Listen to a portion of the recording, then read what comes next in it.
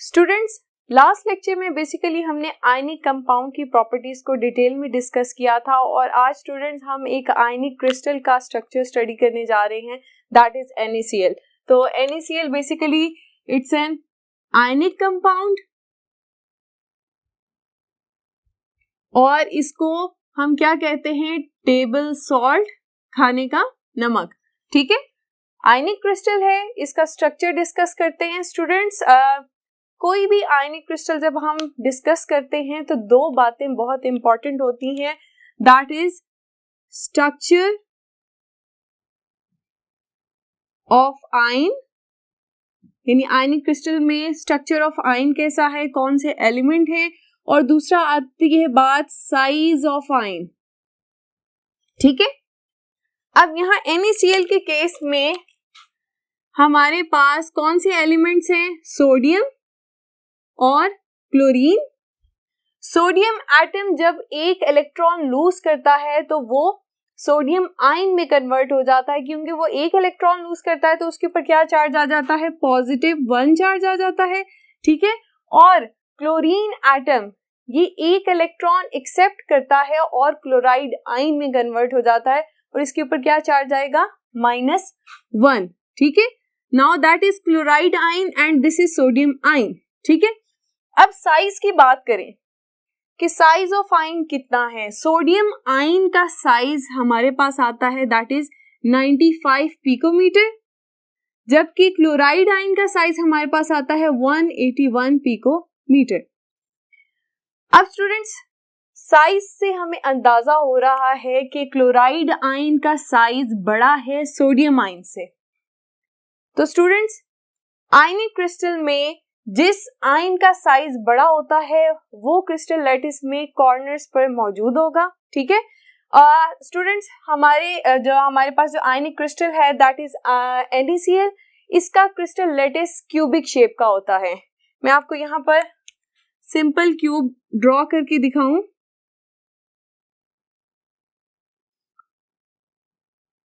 That is a simple cube, इस तरह से। ठीक है स्टूडेंट्स, क्यूब की भी बेसिकली डिफरेंट टाइप्स होती हैं।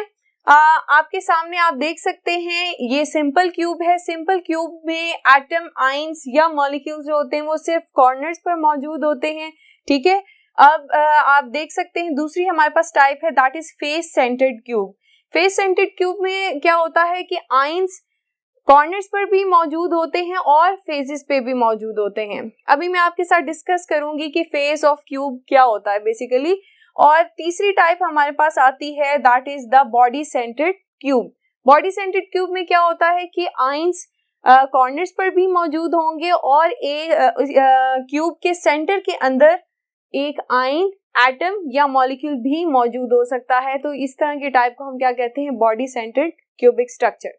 तो NaCl के केस में कौन सी टाइप है क्यूब की, that is the face centred cube, यानी हमारे आयन जो हैं वो कॉर्नर्स पर भी मौजूद होंगे और फेसेस पे भी मौजूद होंगे। ठीक है स्टूडेंट्स, अब मैंने आपको कहा था कि मैं आपको एक्सप्लेन करती हूँ कि what is the face of a cube या कॉर्नर ऑफ क्यूब क्या होता है।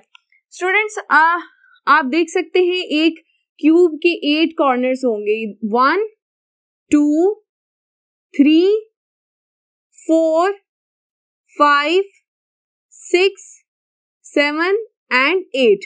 ठीक है, तो क्यूब के कितने कॉर्नर्स हुए, 8 कॉर्नर्स। अब फेजेस किसे कहते हैं स्टूडेंट्स, फेजेस बेसिकली सरफेस, वो सरफेस जिसके साथ नेक्स्ट क्यूब अटैच हो सकता है, या अगर हम क्रिस्टल लैटिस की बात करें तो नेक्स्ट यूनिट सेल अटैच हो सकता है। ठीक है, ये देखें, इसकी साइड से भी क्यूब को हम अटैच कर सकते हैं, इसकी टॉप से भी एक फर्दर क्यूब को अटैच कर सकते हैं, इस साइड से भी अटैच कर सकते हैं, बॉटम से भी कर सकते हैं, फ्रंट से भी कर सकते हैं और बैक से भी कर सकते हैं। तो क्यूब के कितने फेजेस हुए, यानी कितनी ऐसी सरफेसेस हैं जिससे फर्दर अटैचमेंट पॉसिबल है, आप काउंट कर सकते हैं।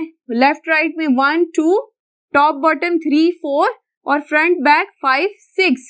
ठीक है, तो क्यूब के कितने फेस हुए, 6 फेजेस हुए।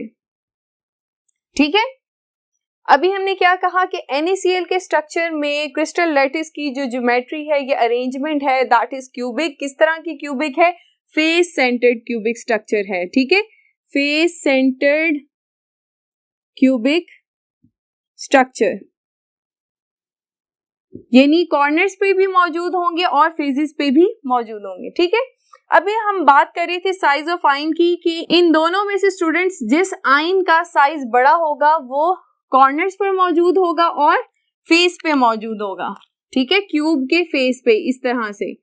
तो क्लोराइड आयन, इसका साइज बड़ा है तो इसका मतलब है क्लोराइड आयन फेस पे भी मौजूद होगा और कॉर्नर्स पर भी मौजूद होगा, ठीक है। अब स्टूडेंट्स सेकंड हमारा क्वेश्चन है, NaCl में एडजेसेंट आयंस यानी पॉजिटिव और नेगेटिव आयंस के दरमियान कितना डिस्टेंस मौजूद होता है क्रिस्टल लैटिस के अंदर? तो स्टूडेंट्स दो सेम टाइप्स की आयन, उनके दरमियान कितना डिस्टेंस होता है? Same type of ion, same type of ions, इनके दरमियान डिस्टेंस होता है 5.63 एंगस्ट्रॉम, ठीक है। अब ये सेम टाइप ऑफ आयंस कौन से हो सकते हैं? ये क्लोराइड भी हो सकते हैं और इसी तरह से सोडियम आयंस, दो आप कह लें कि एडजेसेंट सोडियम आयंस के दरमियान का डिस्टेंस भी हो सकता है और दो एडजेसेंट क्लोराइड आयंस के दरमियान का डिस्टेंस कितना है? 5.63 एंगस्ट्रॉम। लेकिन स्टूडेंट्स हम ये जानना चाहते हैं कि सोडियम आयन और क्लोराइड आयन के दरमियान कितना डिस्टेंस है। अगर मैं आपको यहां स्ट्रक्चर से समझाऊं, फर्ज करें कि हमने अभी कहा था कि इसको मैं इरेज कर दूं, कॉर्नर्स पे क्या मौजूद है? Chloride ions. तो इन दो क्लोराइड आयंस को, इनके नेगेटिव चार्ज को कौन बैलेंस करेगा? That will be the positive sodium ion. इसी तरह से अभी हमने बात की कि सेम टाइप ऑफ आयंस के दरमियान का डिस्टेंस है 5.63 एंगस्ट्रॉम। इसी तरह से लेकिन हम जानना चाहते हैं कि क्लोराइड आयन और सोडियम आयन, यानी क्लोराइड आयन के जो साथ वाला सोडियम आयन है, इन दोनों के दरमियान कितना डिस्टेंस है। तो हम सिंपल इस डिस्टेंस को डिवाइड कर देंगे 2 से। 5.63 एंगस्ट्रॉम को आप 2 से डिवाइड करेंगे तो हमारे पास 2.815 एंगस्ट्रॉम। स्टूडेंट्स अब ये जो हमारे पास वैल्यू आई है 2.815 एंगस्ट्रॉम, ये वैल्यू क्या है? That is the distance between sodium ion and chloride ion in a crystal lattice, ठीक है। एडजेसेंट पोजीशन पे जो सोडियम आयन और क्लोराइड आयन प्रेजेंट है, उनके दरमियान का जो डिस्टेंस है उसकी वैल्यू 2.815 एंगस्ट्रॉम है।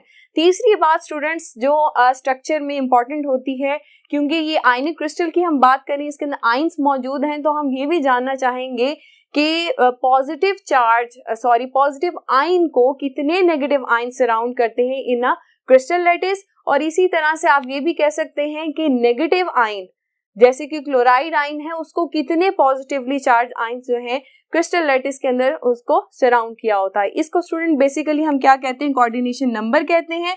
यानी कोऑर्डिनेशन नंबर किसकी इक्वल होता है? That is the total number of oppositely charged ions that surround an ion, ठीक है। अब हम ये देखना चाहते हैं कि क्रिस्टल लैटिस में क्लोराइड आयन को कितने सोडियम आयन सराउंड करते हैं। उसके लिए स्टूडेंट्स हमें सबसे पहले रेडियस रेशियो की वैल्यू पता होनी चाहिए। रेडियस रेशियो की वैल्यू क्या है? रेडियस रेशियो होता क्या है? ये रेशियो है between radius of positive ion या cation over radius of anion, ठीक है। अब सोडियम आयन की रेडियस की वैल्यू ओवर क्लोराइड आयन की रेडियस की वैल्यू जब हम पुट करते हैं तो हमारे पास आंसर क्या आता है? 0.525 एंगस्ट्रॉम। स्टूडेंट्स अब ये रेडियस रेशियो की वैल्यू आप यहाँ टेबल में ऑब्जर्व कर सकते हैं कि किस कोऑर्डिनेशन नंबर के अगेंस्ट फॉल कर रही है। दैट इज 6 कोऑर्डिनेशन नंबर और ज्योमेट्री क्या होगी? That will be octahedral. Students इसी चीज को हम क्रिस्टल लैटिस में ऑब्जर्व करते हैं।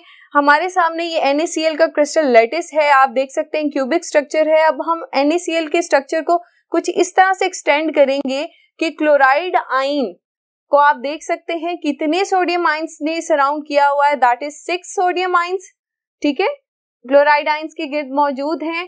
तो यहाँ पर ज्योमेट्री क्या बन रही है, ऑक्टाहेड्रल ज्योमेट्री बन रही है। स्टूडेंट्स अब हम ये देखना चाहते हैं कि पॉजिटिव आयन यानी सोडियम आयंस को कितने क्लोराइड आयंस जो हैं वो सराउंड करेंगे।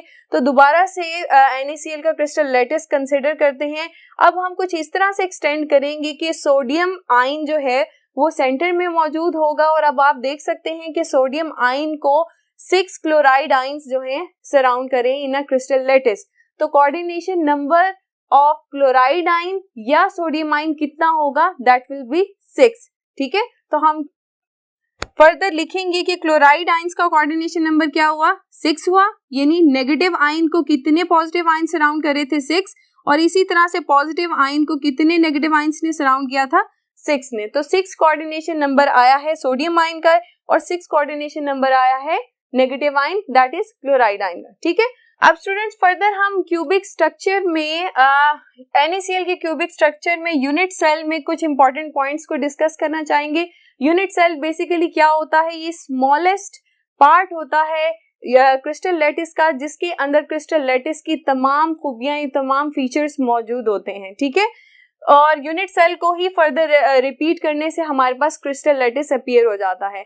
अब यूनिट सेल के अंदर हम कौन सी चीजों को डिस्कस करना चाहते हैं कि एक यूनिट सेल में कितने नंबर ऑफ आयंस मौजूद हैं, चाहे वो नेगेटिव आयंस हो या पॉजिटिव आयंस हो, और इसी तरह से एक यूनिट सेल के अंदर कितने फॉर्मूला यूनिट्स मौजूद हैं। स्टूडेंट्स हम बेसिकली NaCl के साथ मॉलिक्यूल का वर्ड यूज नहीं करते, हम फॉर्मूला यूनिट का वर्ड यूज करते हैं क्योंकि NaCl आयनिक कंपाउंड है और सॉलिड फॉर्म में ये कभी भी कंबाइंड स्टेट में नहीं होता मौजूद, यानी कि आप ये नहीं कह सकते Na और Cl इस तरह से सॉलिड फॉर्म में इकट्ठे मॉलिक्यूल की तरह मौजूद होंगे, ऐसे नहीं होगा। वेपर फेस में ये चीज पॉसिबल हो सकती है लेकिन सॉलिड फेस में ये चीज पॉसिबल नहीं हो सकती, इस वजह से हम इन्हें फॉर्मूला यूनिट कहते हैं। तो हम देखना चाहेंगे कि कितने NaCl के इस तरह से NaCl that is a formula unit, तो पर यूनिट सेल कितने फॉर्मूला यूनिट्स मौजूद होंगे। ठीक है, तो सबसे पहले हम कंसीडर करेंगे कि number of chloride ions per unit cell. उसके लिए स्टूडेंट्स हम आपके सामने ये देखें 3 डायमेंशनल NaCl का क्रिस्टल लैटिस आपके सामने है और इसमें से हम एक यूनिट सेल को कंसीडर करते हैं। अब स्टूडेंट्स आप यहाँ पर यूनिट सेल में देख सकते हैं कि कॉर्नर्स पे क्या मौजूद हैं, क्लोराइड आयंस मौजूद हैं, और हमने क्या डिस्कस किया था कि एक क्यूब के कितने कॉर्नर्स होते हैं, 8 कॉर्नर्स होते हैं। अब स्टूडेंट्स इस यूनिट सेल में जो कॉर्नर वाला क्लोराइड आयन है ये इसका कितना पार्ट इस यूनिट सेल के अंदर मौजूद है, तो स्टूडेंट्स एक क्लोराइड आयन जो यूनिट सेल के अंदर मौजूद है ये फर्दर 8 क्यूब्स के साथ शेयर्ड होता है इन अ क्रिस्टल लैटिस। ठीक है, 8 फर्दर क्यूब्स के साथ शेयर्ड है, तो इसका मतलब है कि इसका इस यूनिट सेल के अंदर कितना पार्ट होगा, 1/8 पार्ट होगा।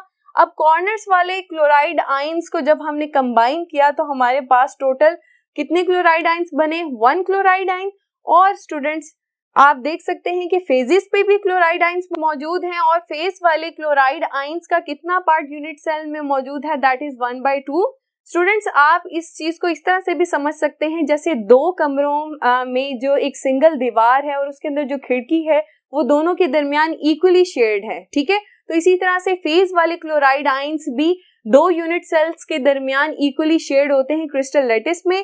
तो स्टूडेंट्स जब हम फेजेस वाले क्लोराइड आयंस को कंबाइन करते हैं तो फिर हमारे पास कितने क्लोराइड आयंस आते हैं, 3 क्लोराइड आयंस आते हैं। तो टोटल क्लोराइड आयंस कितने हो गए पर यूनिट सेल, दैट इज 4। तो हम यहाँ पर लिख सकते हैं number of chloride ions per unit cell that is 4। ठीक है, इसी तरह से स्टूडेंट्स आप सोडियम आयंस को हम देखना चाहते हैं तो आप देखें अब हमने यूनिट सेल इस तरह से लिया है कि सोडियम आयंस जो हैं वो कॉर्नर्स पर मौजूद हैं, और अगेन कॉर्नर्स वाले अभी हमने डिस्कस किया था कि जो आयंस होते हैं उनका एक यूनिट सेल में कितना पार्ट मौजूद होता है, 1/8, और 1/8 पार्ट वाले तमाम कॉर्नर्स पे जो सोडियम आयंस हैं जब हम उन्हें कंबाइन करेंगे तो टोटल 1 सोडियम आयन बनेगा। और इसी तरह से फेजेस वाले सोडियम आयंस को जब हम कंबाइन करेंगे तो हमारे पास 3 फर्दर सोडियम आयंस आएंगे। तो पर यूनिट सेल हमारे पास कितने सोडियम आयंस आए, दैट इज 4। ठीक है, अब number of formula units per unit cell कितने होंगे। ठीक है, फॉर्मूला यूनिट्स कितने बनेंगे, 4 NaCl 4 क्लोराइड आइंस हैं, ठीक है, 1 2 3 4, ठीक है, इस तरह से, और 4 ही आपके पास क्या है, सोडियम आइंस। तो एक फॉर्मूला यूनिट कब बनता है, जब Na और Cl इस तरह से हम लिखें, तो यहां पर आप देखें कितने फॉर्मूला यूनिट बने, 1 2 3 एंड 4। तो पर यूनिट सेल कितने फॉर्मूला यूनिट्स हुए, 4 NaCl के फॉर्मूला यूनिट्स हुए, ठीक है, कि आप कह लें कि 4 formula units of NaCl are present per unit cell. अब स्टूडेंट्स इस क्वेश्चन को आप जब एग्जाम के पॉइंट ऑफ व्यू से डिस्कस करेंगे तो स्टूडेंट्स इसके लिए आपको NaCl का क्रिस्टल लैटिस ड्रॉ करना भी आना चाहिए। उसका भी मैं आपको एक सिंपल सा मेथड बताती हूँ ताकि आप आसानी से इसे ड्रॉ कर सकें। हम करेंगे क्या स्टूडेंट्स के हम 3 सेट्स बनाएंगे 3 लाइंस के, कुछ इस तरह से। ये देखें मैं 3 सेट्स इस तरह से बना रही हूँ लाइंस के, जहां से लाइन थोड़ी सी टेढ़ी हो जाए, थोड़ी सी स्ट्रेट कर लेते हैं इस तरह से, ठीक है। ये 3 सेट्स जब हमने ऐसे ड्रॉ कर लिए, अब हमने इनको कंबाइन करना है। मैं यहां पर आती हूँ, ये फर्स्ट 3 लाइंस हैं, हम इनको ज्वाइन करेंगे इस तरह से। अब ये जो सेकंड वाला सेट है इसकी लाइंस को इस तरह से करेंगे और ये थर्ड वाले सेट की लाइन को इस तरह से ज्वाइन किया। अब यहां भी सेम ज्वाइनिंग, फर्स्ट 3 लाइंस ऐसे, सेकंड वाली इस तरह से, थर्ड वाली इस तरह से, ठीक है। इसको यहां से कंप्लीट कर लें। अब हमने इनके कॉर्नर्स को मैच करना है। ये फर्स्ट कॉर्नर ये इस तरह से ऐसे, और इधर के भी कॉर्नर्स को ऐसे मैच कर दें, ठीक है। अब स्टूडेंट्स हमने एक सेंटर में लाइन ड्रॉ करनी है ऐसे, और इन तीनों सेंटर की लाइंस को ऐसे कट्स लगाने हैं और बैक साइड पे भी एक लाइन ड्रॉ कर देनी है। तो स्टूडेंट्स ये आपके पास जो बेसिक क्रिस्टल लैटिस का स्ट्रक्चर था वो आ गया है, ठीक है। अब इसके ऊपर हम क्या करने जा रहे हैं, हम प्लेसमेंट करेंगे आइंस की, ठीक है। ब्लैक शेड से मैं क्या लगाऊंगी, क्लोराइड आइंस, और रेड से सोडियम आइंस हम लगाएंगे, ठीक है। अभी क्या कहा था कि कॉर्नर्स पे क्या आएंगे, क्लोराइड आइंस आएंगे इस तरह से। 8 कॉर्नर्स होते हैं, ये क्लोराइड आइंस, कॉर्नर पे क्लोराइड, यहां पर भी, यहां पर भी। और हमने क्या कहा था, कॉर्नर्स के अलावा कहाँ मौजूद होंगे, फेजेस पे। ये फेज है, ये सेंटर पॉइंट आएगा, इधर फेज पे लगा दें, ये फेज का सेंटर है, इधर ये फेज, जहां देखिए प्लस बनता है ना, ये देखें ये बॉटम वाला फेस, इसका प्लस यहां पर आ रहा है, ये ऐसे लगा दिया। ये सेंटर वाला यहां पर, sorry that is not a face, ठीक है, ये तो इसका सेंटर है, ठीक है। आप देखिए हमारे 6 फेजेस हैं, ये बैक पे फेज रह गया, बैक वाला। 1 2 3 4 5 6 7 8 कॉर्नर्स पे आ गए हैं, और 6 फेजेस पे 1 2 3 4 5, और देखिए ये फ्रंट फेस रह गया था यहां पर, ठीक है।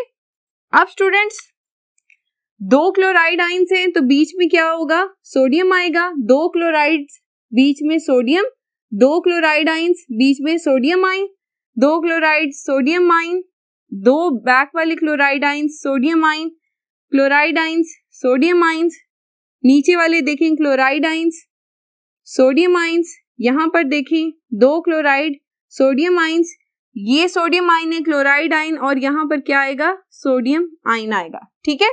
अब देखिए स्टूडेंट सेंटर में देखें, ये भी क्लोराइड है, ये भी क्लोराइड है, इसको बैलेंस कौन करेगा, सोडियम आइन करेगा। लास्ट वाला बैक पे रह गया है, ये भी क्लोराइड है, ये भी क्लोराइड है, इसको बैलेंस कौन करेगा, सोडियम आयन करेगा। ठीक है, तो इस तरह से ये लास्ट रह गया है, यहां पर भी सोडियम आयन आएगा, यहां पर भी सोडियम आयन आ जाएगा। ठीक है, तो स्टूडेंट्स इस तरह से देखिए हमने तमाम आयंस जो हैं इस क्रिस्टल लैटिस में, ये क्लोराइड है और ये सोडियम है, ये यहां पर भी आपको बता दिया है। तो ये बड़ी आसानी के साथ आप crystal lattice of NaCl draw कर सकते हैं। हम लिख देते हैं क्रिस्टल लैटिस ऑफ NaCl। ठीक है स्टूडेंट्स, आपकी एक्सरसाइज बुक का क्वेश्चन भी है जिसके अंदर आपको कहा गया है कि स्ट्रक्चर ऑफ NaCl को डिस्कस करें। ठीक है, साथ ही साथ आपको कोऑर्डिनेशन नंबर भी बताना है और number of ions and formula units per unit cell भी बताने हैं और क्रिस्टल लैटिस भी ड्रॉ करना है। तो अगर आप इस सीक्वेंस को फॉलो करेंगे तो आपका बुक का वो क्वेश्चन भी सॉल्व हो जाएगा। ठीक है, नेक्स्ट हम बात करते हैं लैटिस एनर्जी की। लैटिस एनर्जी बेसिकली क्या है स्टूडेंट्स? अगर हम इसकी डेफिनेशन देखें तो हमें क्या इंफॉर्मेशन मिलती है? The energy released when 1 mole of the ionic crystal is formed from the gaseous ions, यानी वो एनर्जी जो रिलीज होती है जब 1 मोल ऑफ आयनिक क्रिस्टल बनता है। ठीक है, 1 मोल आयनिक क्रिस्टल किससे बनेगा? From gaseous ions. याद रहे स्टूडेंट्स, NaCl की अगर हमने बात की थी तो सोडियम इज अ मेटल। ठीक है, सॉलिड फॉर्म में होता है, इसको हम किस में कन्वर्ट करेंगे?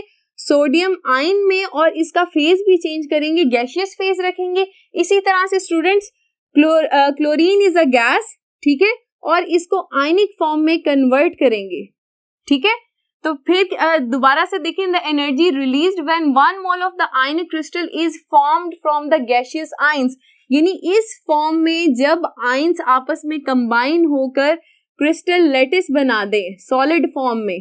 ठीक है, गैसियस फॉर्म से सॉलिड फॉर्म में या आप कह लें कि क्रिस्टल फॉर्म में ये चेंज होते हैं, तो जो एनर्जी रिलीज होती है उसे क्या कहते हैं? लैटिस एनर्जी कहते हैं। या इसको आप इस तरह से भी ले सकते हैं कि the energy required to break 1 mole of solid into isolated ions, यानी वो एनर्जी जो इस सॉलिड क्रिस्टल को हम प्रोवाइड करते हैं ताकि ये आयंस में, गैसियस आयंस में कन्वर्ट हो जाए, तो इस एनर्जी को क्या कहेंगे? लैटिस एनर्जी कहेंगे। ठीक है, दोनों तरह से एनर्जी रिलीज हो जब सॉलिड क्रिस्टल बने, या एनर्जी हम सप्लाई करें ताकि ये सॉलिड क्रिस्टल टूटे और अपने गैसियस आयंस में कन्वर्ट हो जाए, तो इस एनर्जी को क्या कहेंगे? लैटिस एनर्जी कहेंगे। ठीक है स्टूडेंट्स, अब लैटिस एनर्जी डिपेंड करती है साइज ऑफ आयन पे। ठीक है, lattice energy is basically inversely proportional to the size of ion. अगर हम साइज ऑफ कैटायन की बात करें पहले, ठीक है, तो साइज ऑफ कैटायन जैसे जैसे बढ़ेगा वैसे वैसे ही लैटिस एनर्जी क्या होती जाएगी? कम होती जाएगी। ठीक है, उसकी वजह क्या है? साइज बढ़ने से आयंस जो होते हैं वो उनके दरमियान फोर्स ऑफ अट्रैक्शन कम होना शुरू हो जाती है और वो लेस टाइटली पैक्ड होते हैं। अब यही एग्जांपल यहाँ पर देखें कि यहाँ पर सोडियम और पोटेशियम ब्रोमाइड दोनों हैं और उनकी लैटिस एनर्जी आपके सामने मौजूद है। तो देखें, डाउन जाते हुए पोटेशियम का साइज क्या है? बढ़ गया है, साइज कैटाइन का बड़ा है, और हमने एनाइन का साइज सेम रखा है। तो फिर हम क्या डिस्कस करते हैं? Effect of size of cation on lattice energy. Size बढ़ा तो लैटिस एनर्जी क्या होगी?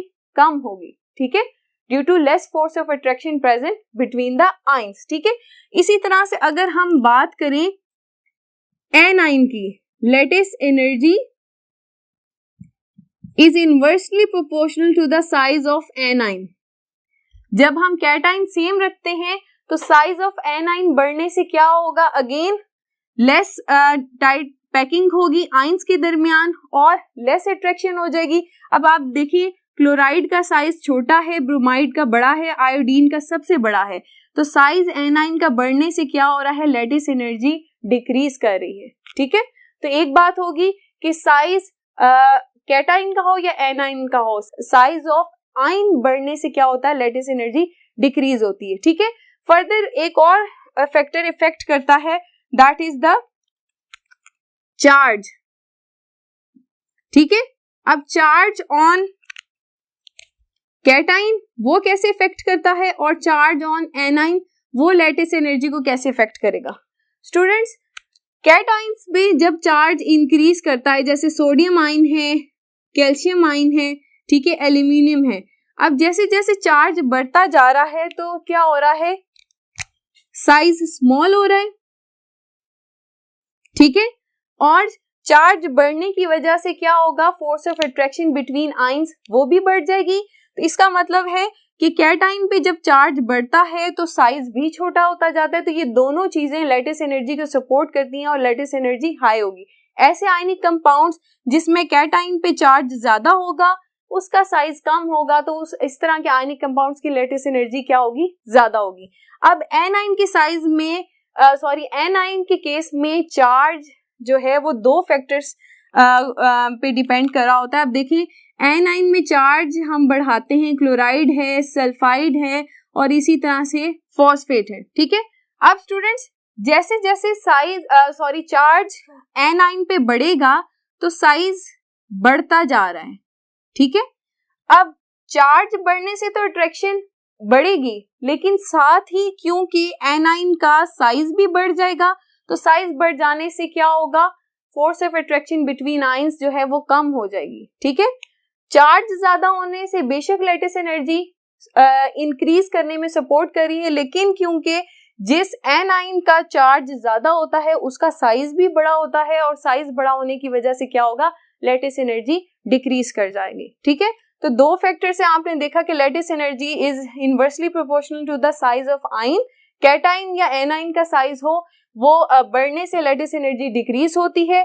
चार्ज ऑन कैटाइन के केस में कैटाइन का चार्ज बढ़ने से लैटिस एनर्जी बढ़ती है, जबकि एनाइन के केस में चार्ज बढ़ने से फोर्स ऑफ अट्रैक्शन तो बढ़ेगी लेकिन साइज ऑफ एनाइन बढ़ जाता है, जिसकी वजह से force of attraction between ions कम हो जाएगी और लैटिस एनर्जी भी कम होगी, ठीक है। तो स्टूडेंट्स आज का लेक्चर हम अपना यहाँ पर खत्म करते हैं। आज के लेक्चर में हमने बेसिकली स्ट्रक्चर ऑफ NaCl और हमने लैटिस एनर्जी को डिस्कस किया। होप सो स्टूडेंट्स आज का लेक्चर आपको समझ आया होगा और आपके कॉन्सेप्ट्स क्लियर हुए होंगे। अपना बहुत सा ख्याल रखिए। अल्लाह हाफिज।